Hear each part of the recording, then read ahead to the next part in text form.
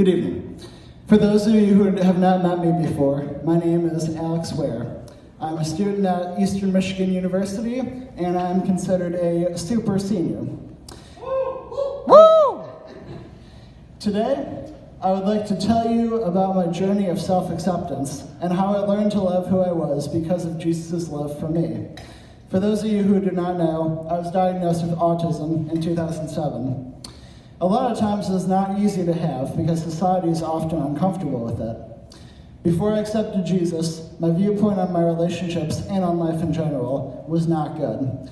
I figured that I did not even belong in society and that I did not have a purpose to my life. That all changed when I began taking classes at my home church to prepare for confirmation. Confirmation is a special ceremony performed by Catholics. It was during these in-depth lessons when I truly discovered who Jesus is, what he has done for me, and what he wants me to do. The true breakthrough came in late March of 2012. We were going through a lesson when I had a complete realization that I never had before. God knew everything that I would be before I even existed. He knew all of the challenges and all of the strengths that I would have, and that he created me for an incredibly specific purpose. A mission that only I, out of hundreds of billions of people, could fulfill. Finally, I understood that even though society may not love me, I have the full love of the greatest man who ever existed, Jesus. No matter what other people may think of me, Jesus loved me so much that he died one of the worst deaths imaginable so that I would be able to be with his Father in heaven and not get what I deserve. Yes, there are some really low moments, and there are some doubts if I'm really worth it or not. But when I'm in those moments, I look back at that cross and know how much I am adored by the creator of the universe.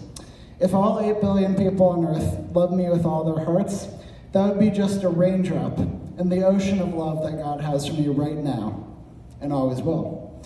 My life has not been easy, and it probably never will be.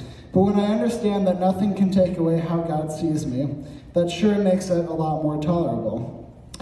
I want to end this talk by reading to you my favorite verse, the verse that keeps me going a lot of days. It's Revelations 21, verse 1 through 4. Then I saw a new heaven and a new earth, for the first heaven and the first earth has passed away, and there was no longer any sea.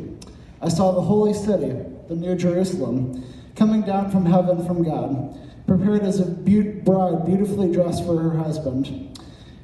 And I heard a loud voice from the throne saying, "Look, God's dwelling place is now among the people, and he will dwell with them.